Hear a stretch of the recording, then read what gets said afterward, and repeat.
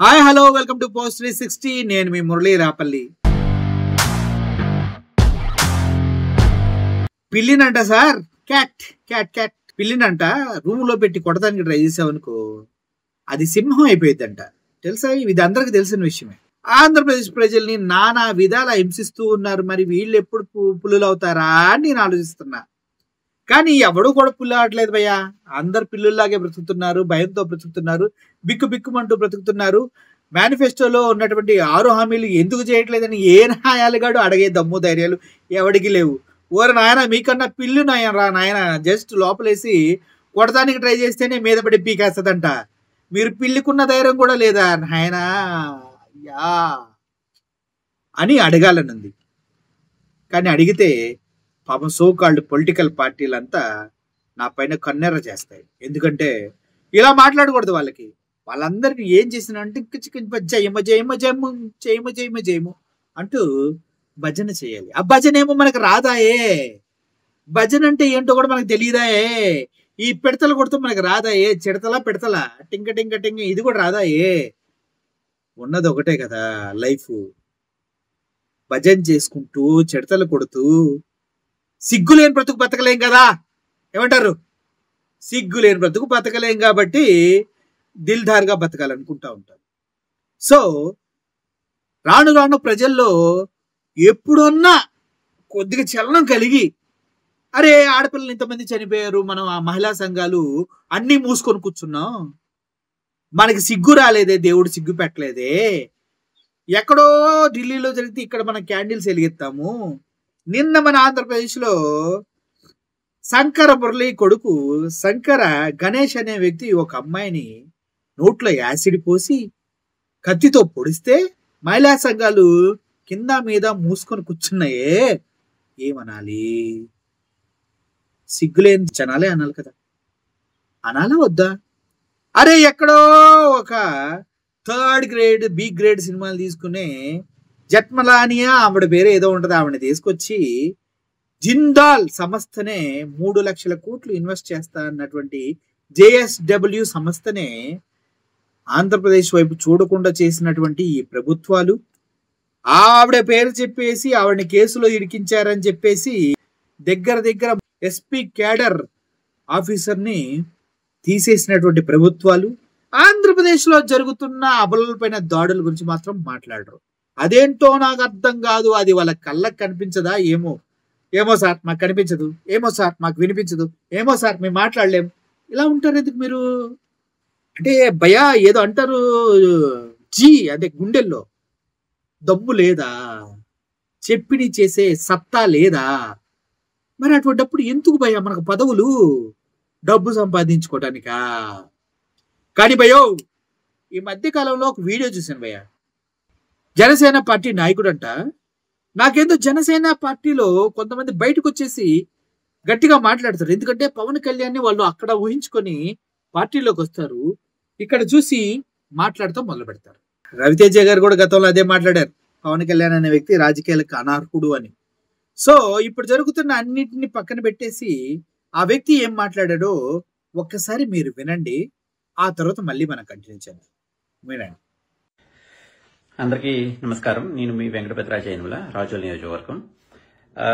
ఇప్పుడు MLC elections కి మనం అందరం ఓటేయాలని చెప్పి గౌరవ ఎమ్మెల్యే గారు దేవా వరప్రసాద్ గారు మీటింగ్ల మీద మీటింగ్లు పెట్టి అందరికి చెప్తున్నారు.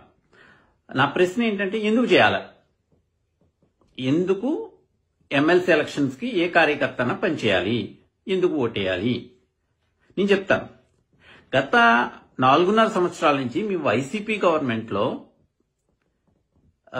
కొట్లాడి అనేక మందికి మేము భరోసా ఇచ్చాం. ఏ విధంగా అంటే, వాళ్ళ అన్యాయానికి గురైతే ఆ ప్రభుత్వంలో, మా ప్రభుత్వం వచ్చిన తర్వాత మేము న్యాయం చేస్తామండి, ఖచ్చితంగా న్యాయం చేస్తాం అని చెప్పి అదే మాట తీసుకుని అనేక మందికి మీకు ఓట్లేపించాం. అనేక మందికి మేము వస్తున్న తర్వాత మీకు చేసి పెడతాము, ఖచ్చితంగా చేసి పెడతాం అని చెప్పి.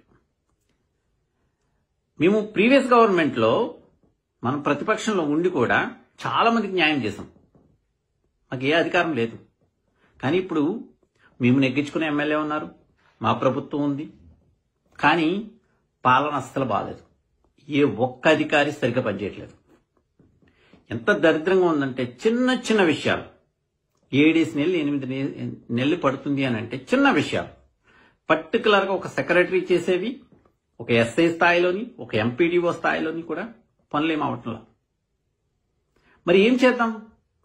మనము ప్రజా పాలనలోకి వచ్చిన తర్వాత పాలన అందిస్తామే, మంచి పాలన అందిస్తామని ప్రజలకు చెప్పాం. కానీ ప్రతిదానికి పళ్ళికి ఇచ్చుకుంటూ మేము ఫోటోలు పెడతామని చెప్పలా.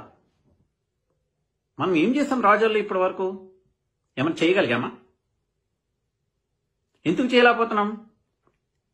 ఒక ఎస్ఐసిఐ మీరు 6 సార్లు 7 సార్లు కూర్చోబెట్టి చెప్తున్నారు ఒక విషయం గురించి, ఇప్పటి వరకు 0. ఇంకో విషయం, జన సైనికుడు ఇప్పుడు చల్లారవి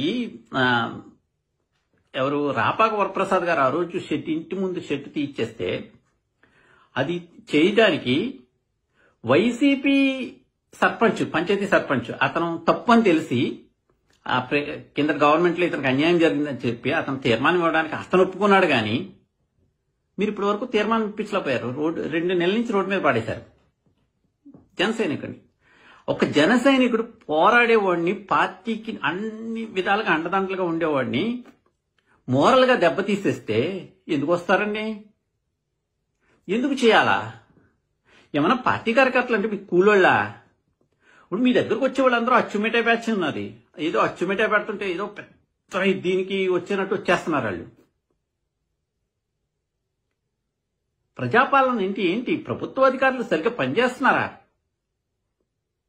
ఒక రిప్రజెంటేషన్ వెళ్ళినప్పుడు ఒక గవర్నమెంట్ ఆఫీస్కి వాళ్ళు సరిగ్గా పనిచేయనప్పుడు చూసుకోవాల్సిన బాధ్యత మీ ఎమ్మెల్యే ఆఫీస్కి కదా. ఒక్కడు సరిగ్గా పనిచేయట్లేదు. ఏమనాలి? ఎంతసేపు మనం చప్పట్లు కొట్టాలా అని? అసలు ఎంపీడీఓ కంప్లైంట్ ఇస్తే నో యూస్. కానీ ప్రీవియస్ గవర్నమెంట్లో అట్లా ఉండేది కాదు. అరే మన గవర్నమెంట్కి వస్తే డబల్ స్పీడ్ తోటి ఇంకా బాగా చేపిస్తామనంటే ఎందుకు ఇంత దరిద్రంగా చేస్తున్నారు? పోనీ చర్యలు తీసుకుంటారు, చర్యలు తీసుకోండి. ఎస్ఐ మీద, సెక్రటరీ మీద, ఎంపీడీఓ మీద చర్యలు తీసుకోండి. చేతకాని దద్దమల్లగా ఉన్నారని ప్రజలకి ఏం చెప్తాం? ప్రజలకి ఏ నమ్మకంతో చెప్తాం? మేము భరోసా ఇవ్వగలుగుతారా మనం? లేదు నా అందం చూడు, నన్ను చూడు, నాకు ఓటేసే అని అడుగుదామా? ఇంతేనా మీరు చెప్పేది?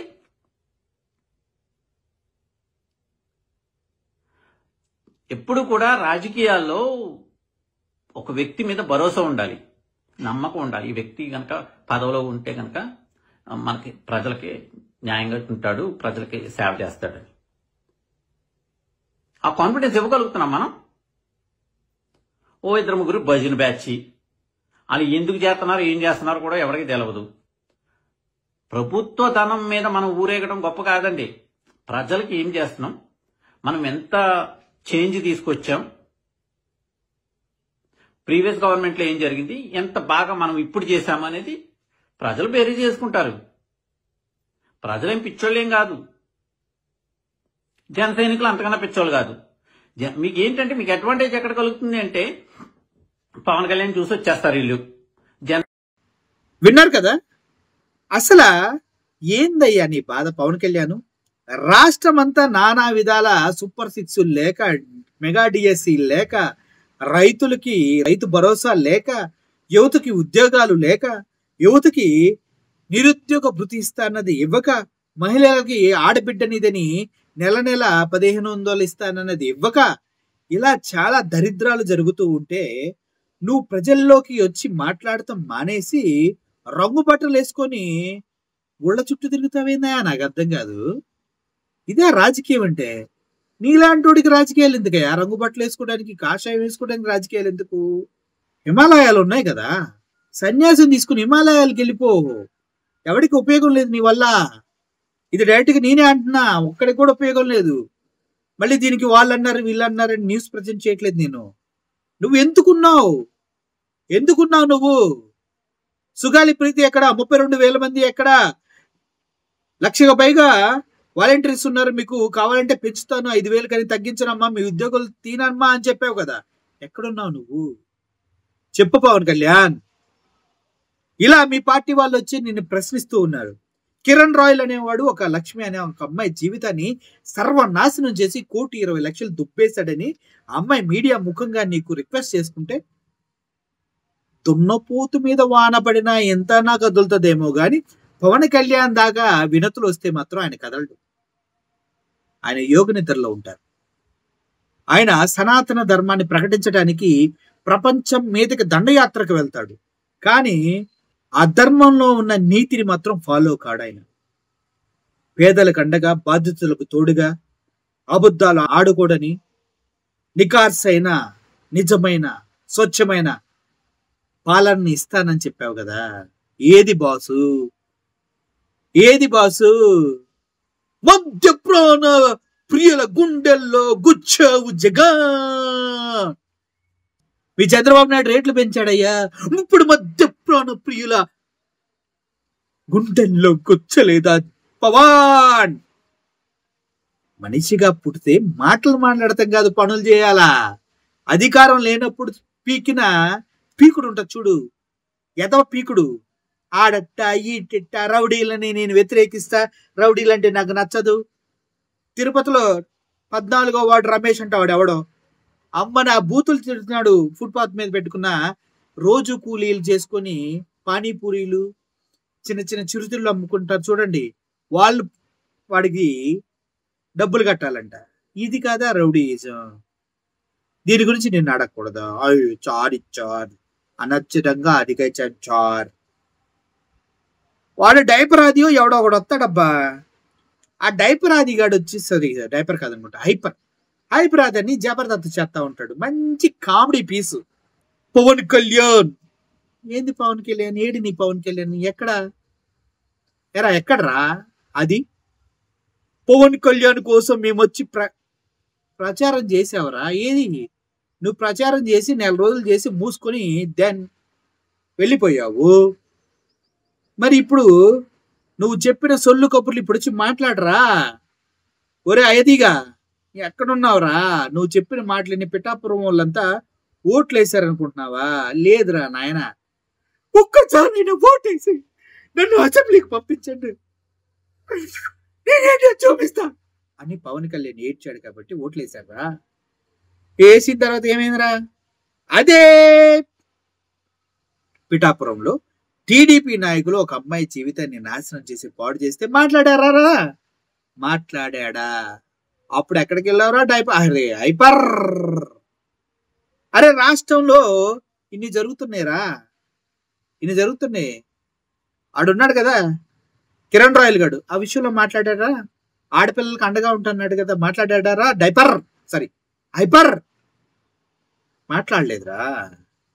నువ్వు ఎక్కడున్నా నిన్ను మాత్రం వదిలేదు రోయ్. నీకు వడ్డీ, చక్ర వడ్డీ, బారు వడ్డీ, ఇంత బారు వడ్డీ ఇవ్వడానికి సిద్ధంగా ఉంది. అది ఎలా, ఎప్పుడు, ఎంతలో మోతాదులో ఇస్తామన్నది నీ ఊహకే వదిలేస్తున్నాం రోయ్. దొరికిన చోట దొరికినట్టు దింపి పండుగుతారు, చూస్తా ఉండు. ఒరే వాడు ఎవడో ఇంకోటి ఉన్నాడు రా, ఆడెవడో మాట్లాడటానికి సేఫ్ హ్యాండ్స్ బో ఫ్యాన్స్ ఏదో అన్నాడు. అరే సేఫ్ హ్యాండ్స్ ఎక్కడరా నువ్వు? సేఫ్ హ్యాండ్స్ ఏం జరుగుతుందో ఆంధ్రప్రదేశ్ లో సనాతన ధర్మం పాటించడానికి అరా ఓట్లు వేసి గెలిపించింది పవన్ కళ్యాణ్. ఒకసారి కాషాయం బట్టలు అంటాడు, ఒకసారి తెల్ల బట్టలు అంటాడు, ఒకసారి ఎర్ర బట్టలు అంటారు. నిన్నేమో అదేదో బట్టలు వేసుకున్నాడు, అదేమన్నా పీచ్ కలర్ బట్టలు వేసుకున్నాడు. రంగురంగుల బట్టలు తప్పించి రంగంలోకి దిగి యుద్ధం చేయడం తెలియదా అన్న మన పవన్ కళ్యాణ్ గారికి? ఏమన్నా అంటే ప్రతి ఒక్కడికి ఉనుకు పెనుకు ఎక్కడెక్కడో నొప్పులు వస్తాయి, ఏదేదో మాట్లాడుతూ ఉంటారు. చివరికి వచ్చేసరికి సంకనాగిపోయేది ప్రజలు మాత్రమే. ఆ డైపర్ అదే హైపర్ ఆదిగాడు కావచ్చు, ఈయన వాళ్ళ మేనల్లుడు సాయి ధర్మ తేజ్ కావచ్చు, వీళ్ళు మాటలు చెప్పే వాళ్ళే. నా తమ్ముడికి ఓటు వేయండి, సమాజానికి మంచి చేస్తాడు అంటూ చిరంజీవి గారు చెప్పి ఓటు వేసి గెలిచిన తర్వాత వచ్చేసి ప్రజారాజ్యమే జనసేనకు రూపాంతరం చెందింది. నేను పెద్ద గొంగల పురుగు బటర్ఫ్లైల రూపాంతరం చెందింది అన్నట్టు చెప్తున్నాడు. గొంగల పురుగు ఇంకా గొంగల పురుగు కన్నా దరిద్రమైన స్థితికి వెళ్ళిపోయి చచ్చిపోయింది, అది తెలుసుకోండి. సో ఓవరాల్ గా జన సైనికుల్లో కొంతమంది అయినా ఇలా ముందుకు వచ్చి పాపం వాళ్ళ బాధను చెప్తూ ఉన్నందుకు చాలా ఆనందంగా ఉంది. ఇంకొక అతను ఏదో రాయల్ ఉంటాడు, అతను కూడా ఇలాగే మాట్లాడాడు. ఆ తర్వాత ఇంకొక అతను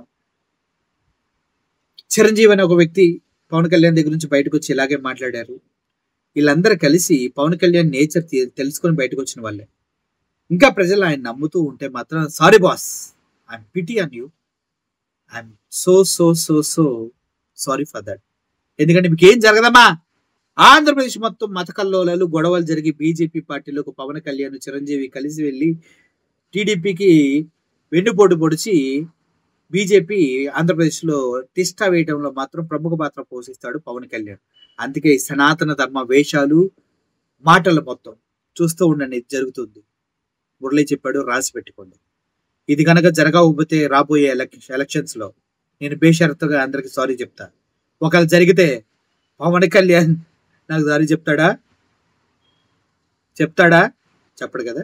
దమ్ముంటే చెప్పమనండి. Thank you for watching this video. ఈ ఛాలెంజ్ ని తీసుకునే దమ్ము ధైర్యం పిల్ల సైనికులకి ఎవడుకున్నా నాకు okay. I Murali signing off. Thank you so much.